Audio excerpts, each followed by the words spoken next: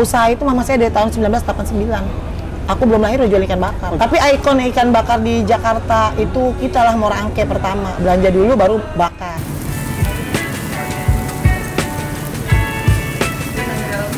Tapi pengen ganti nama boleh. Hah? Siapa? Emang mau ganti nama siapa? Enggak, orang mau taunya Dian, Mbak Dian. Usaha itu mama saya dari tahun 1989. Aku belum lahir udah jual ikan bakar. Oh gitu.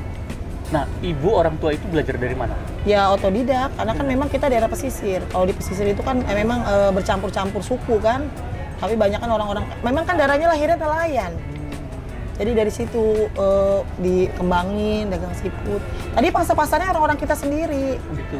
Lain orang-orang yang rinci harganya makan 50.000 bisa buat berlima. Akhirnya jadi pendatang-pendatang yang pengen makan siput murah. Kalau ikan bakar pertama ya dulu kita Haji Leha. Ikan bakar pertama, perintis ikan bakar di Muara Angke pertama tuh kita, Haji Leha.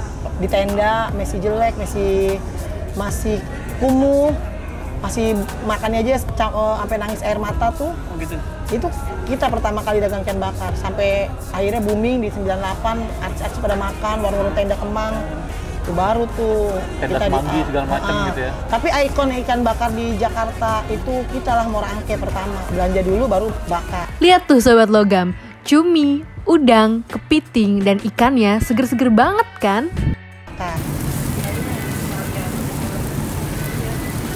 Dulu kan tukang ikan, nelayan kan bawa ikan tuh. Digorengin, dibakar, lama-lama direlokasi sama perikanan gitu. Nilai dapat nilai jualnya gitu, daya jualnya. Akhirnya kita di studi banding di Bali, di Jimbaran. Berangkatlah kita semua satu ikan bakar ke Jimbaran studi banding. Jadi diwadahi sama perikanan. Dari situ saya sih generasi kedua ya, saya nerusin usaha orang tua. Dulu mama saya yang bergerak, saya di belakang buntut. Oh, awalnya ibu ya? Ibu, akhirnya turun ke saya. Saya punya 2 konter, nomor 14 Haji Leha juga, nomor 18 juga Haji Leha juga. Aku ikan bakar Haji Leha Rindu Rasa, nomor 18. Ada lagi selain itu? Ada, aku punya konter 2, satu lagi Haji Leha juga tapi nomor 14. Jadi satu lokasi 2 konter. Satu lokasi 2 konter? Di Resto Apung ini sama. Resto Apung Muara Angke ya? Iya. Nah.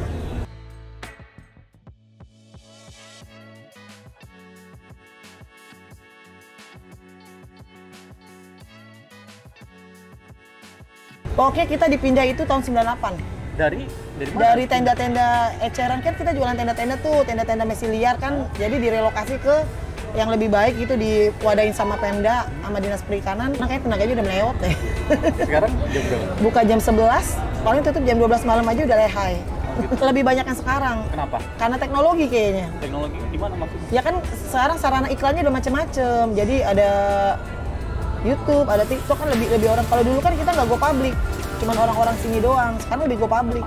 Kalau kita mah ada sop kepala kerapu, ya ada kepiting lada hitam kita tuh beda, lebih strong dibanding lada hitam yang umumnya. Memang orang juga bilang lebih strong, bukan cuma lada-lada doang. Terus di kita itu ada sambal cobek itu sambal dadak, 1 cobek begitu. Emang orang lain nggak ada? Nggak ada. Oke. Cuma di aku doang. Itu andalannya? Iya. Dan yang paling banyak dibeli itu? Iya. Kalau udah keluar itu sambal yang lain nggak kemakan. Oh gitu. Tapi untuk yang peminat yang suka pedes ya, karena itu kan sambalnya sambal dadak. Kalau kita bilang sambal dadak lebih fresh, lebih seger. Kalau aku itu selalu menyarankan tamu, Bu, belanja ikan dulu, baru kita yang ngolah. Atau kita pasang anak buah gitu, aku anter ya Bu, biar nanti dibantuin milih sama dibantuin nawar. Karena kalau bahannya bagus, masakannya enak. Tapi kalau bahannya nggak bagus, dimasak enak juga nggak ada rasa. Jadi kita menawarkan jasa antar ke tamu, supaya tamunya juga teredukasi gitu, beli ikan bagus, pilih ikan juga bisa seger, terus timbangannya dikasih tahu yang bagus atau yang nggak bagus.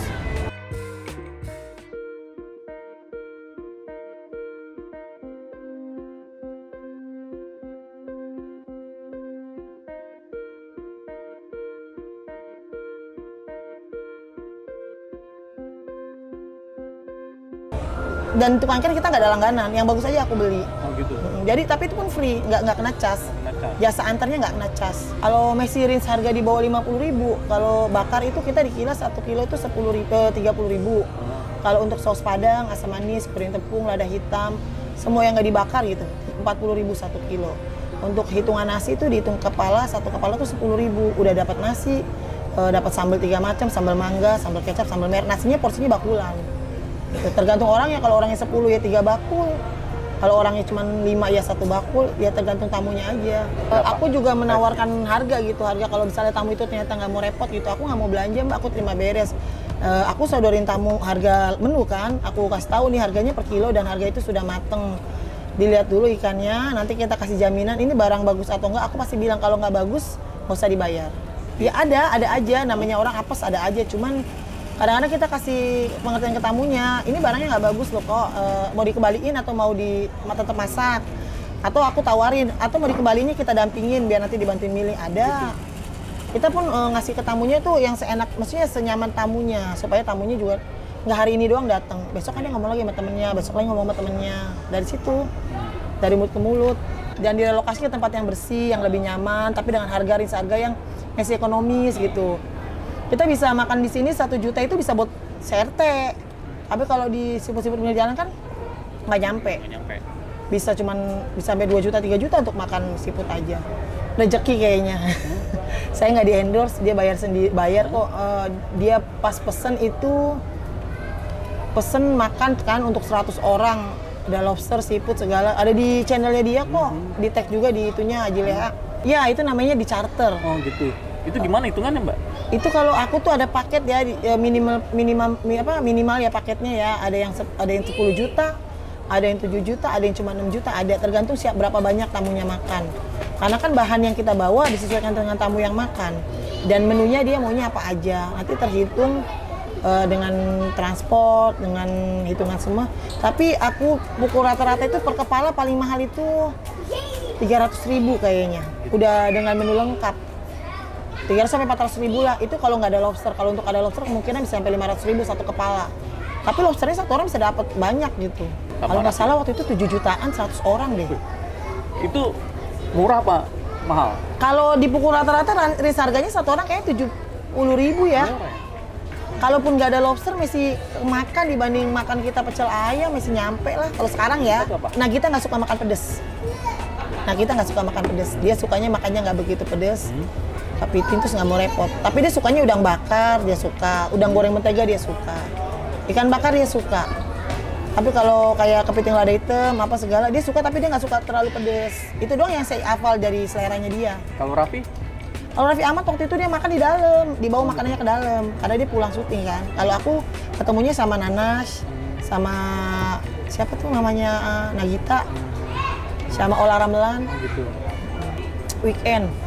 Jumat, Sabtu, Minggu itu kayaknya bisa antriannya bisa sampai 2 jam. Pengen, cuman kayaknya nggak boleh sama suami saya karena kan memang suruh fokus satu usaha dulu. Terus kayaknya udah capek ya. Takut waktunya nggak kebagian dibagi-bagi. Kayaknya pengen tapi nggak bisa. Saya tuh cabangnya aja 2, yang 1 yang pegang kakak saya sama mama saya. Tapi semuanya rame tuh ya? Rame, alhamdulillah, brand aja alhamdulillah. Ya semoga dikasih kelancaran sama sehat doang itu mah Pak. Saya yang penting dikasih sehat, dikasih lancar, itu aja. Nggak muluk-muluk lah, takut. Begini aja alhamdulillah banget. Bandung sama Bantul. Selalu kesini? Iya, Bupati Bantul. Pelanggan itu biasa nunggu berapa lama di warung Mbak? Kalau aku selalu kasih tahu ke tamunya gitu, Pak 30 menit proses masak, 30 menit ngebersihin ikannya ya. Jadi paling nggak tuh waitingnya 1 jam. Itu pun kalau dia nggak dapat antrian ya. Kalaupun dapat antrian pasti aku kasih tahu. Waitingnya 2 jam. Waitingnya 2 jam pasti aku bilang begitu. Dan aku tuh fair gitu ke tamunya. Kalau memang mau silakan menunggu. Tapi kalau nggak apa-apa Pak. Pilihan tempat lain masih banyak. Kita nggak menjatuhkan resto lain ya. Tapi kan rata-rata tuh tamu kesini tujuannya Haji Leha. Tapi sebelum masuk kan mereka sudah tahu di tempat kita sudah ada tamu yang lain, ikut antrian. Tapi harus aku kasih tahu. Kalau aku nggak kasih tahu tuh kayaknya bahaya buat kita sendiri, takut dikomplain. Karena orang tuh taunya makan Haji Leha nunggunya lama. Karena memang masak proses siput tuh lama. Kalau 30 menit aja air belum tentu mendidih, apalagi ngerebus kepiting. Kalau nggak mateng nanti mentah. Bahaya kan urusan siput mah itu aja. Maksudnya untuk tamu-tamu tuh pasti aku kasih tahu proses masaknya sekian jam. Mau enggak? Kalau mau aku kerjain. Aku fair ke tamunya juga.